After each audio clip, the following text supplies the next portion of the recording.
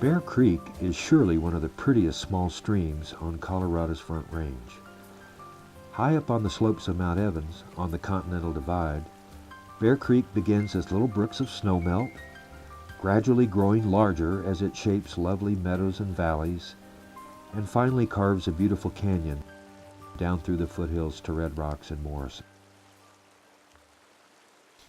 In its natural state, Bear Creek is also one of the most productive trout streams on the Front Range.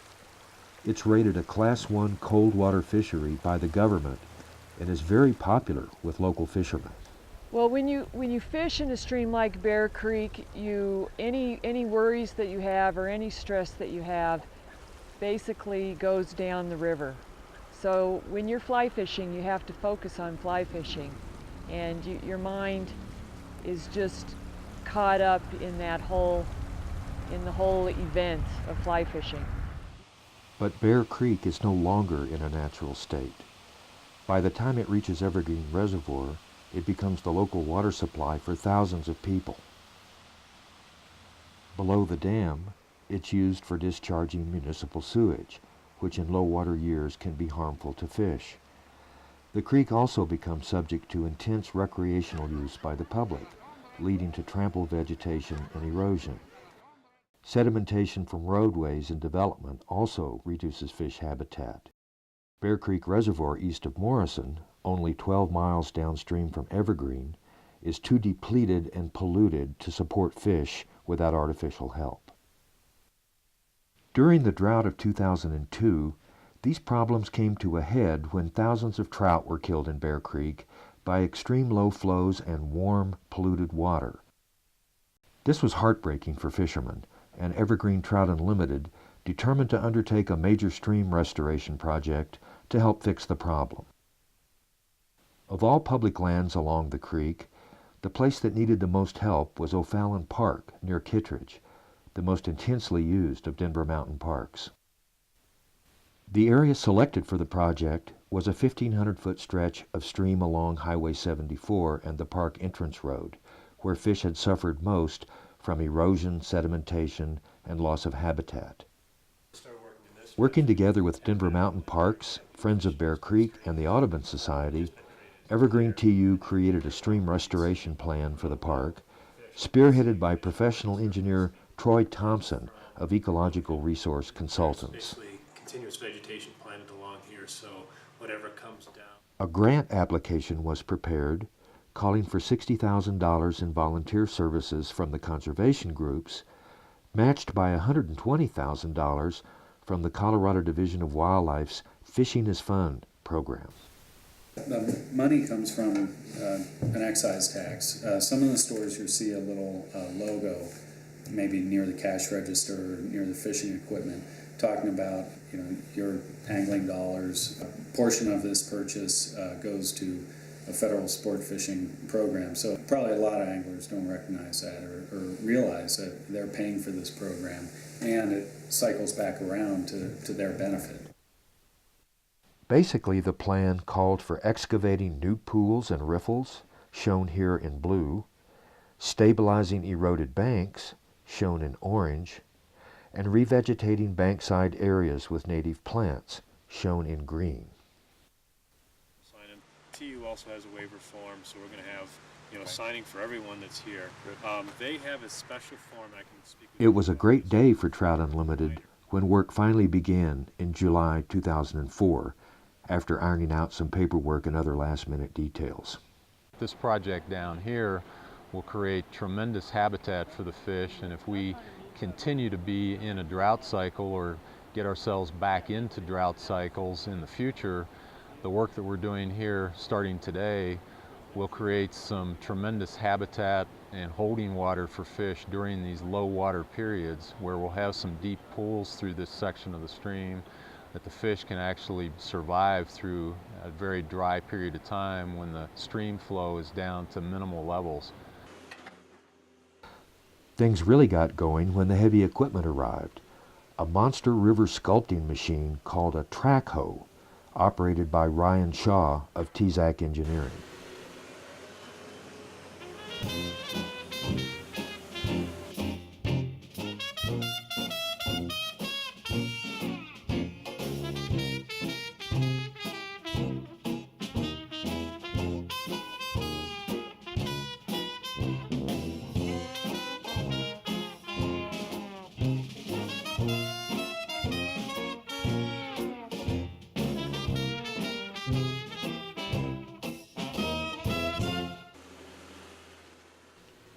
The process of reconstructing the stream channel involved a continuous interplay between engineer and operator, constantly checking the work against the plan with careful measurements of stream depth, width, and gradient.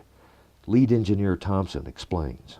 And in this section here, from the upstream end, we have a steep riffle that comes in and has real high energy, and then there's a deep pool. Those are excavated now at about 6 feet. They won't stay that deep, they'll fill in a little bit, but the way they're constructed, they should stay at about 3 to 3.5 feet deep even under low flow conditions. And so that provides really some very good habitat under those low flow periods of the year.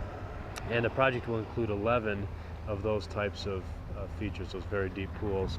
And then you see another riffle section through here, and then this again is in a very deep area where this one is about 5 feet deep right now. And you can see the water slows down a little bit. You get a back eddy in here, and it just provides a lot of habitat variety with slower moving slack water, a deep pool, more of a feeding area or a glide or a run down below, and then the steeper riffle.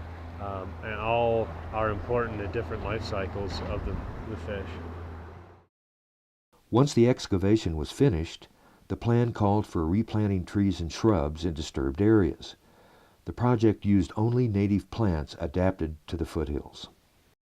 These are the 5 different shrubs we have. Starting on this end, we have choke cherry, we have thin leaf alder, mountain willow, shrubby cinquefoil, and woods rose. They're all native to this canyon. We have about 450 or so 5-gallon shrubs that we're putting in. With the grass plugs, we have approximately 3,200, and then the 6 cottonwood trees. So we'll put all that through the project area to build up the riparian zone where we've lost it through past activities with the road and the park activities. Finally, the day for planting arrived, requiring many extra hands. Over 30 Trout Unlimited volunteers and Boy Scouts showed up on a bright and sunny weekend in August to help out.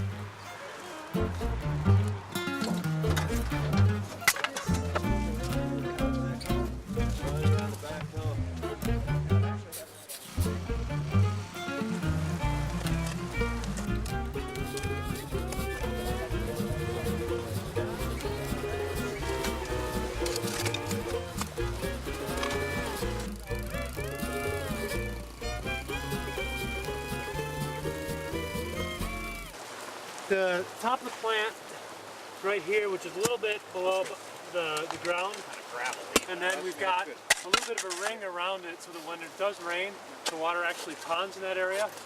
And what we've done is we took some water and you soak it, and then you compact it, sort of step around, make sure you don't have any big air voids in here. That's what we're after.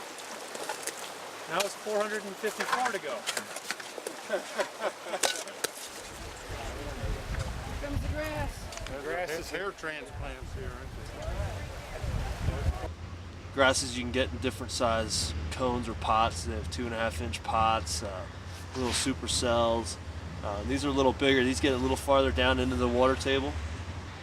And it just provides a lot more root mass and a lot more material down below the ground to actually get them started. Fence is basically going to keep people from walking through here. They'll still be able to, if they want to go in the water and do some fishing, they should be able to. But for the few weeks, it's nice to have the grass plugs and the root systems of the new trees here not be trampled upon.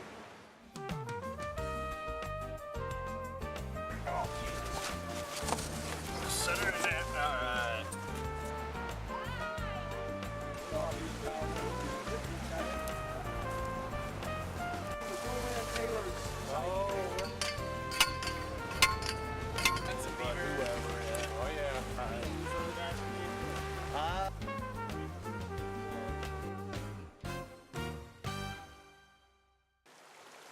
After all the work was done, one ETU volunteer couldn't help but try out the fishing. So hopefully the restoration of this habitat will prompt the fish to come back in and set up home here at Fallon. Oh, yes. Oh, darn it. He was on. It's so hard to see sometimes. Come on, take it again. The next spring, ETU volunteers went back to O'Fallon to clean up the project area. Plant survival of the revegetated areas over the winter was very good, over 95%. The level of citizen involvement in the community groups that were involved in this really allowed the project to happen well beyond the capabilities of the Denver Mountain Parks to be able to affect this sort of project, in both from a budgetary standpoint and from a manpower perspective of having the volunteers involved, and the planning, the resource control, this resource coordination, all of those things through the community were just the enabling factor of this project that allowed it to occur. Over the summer, an educational sign was produced to commemorate the project. Finally, 2 years and $182,000 after the project began, a ceremony was held at the park to install the sign and thank the many volunteers who helped out.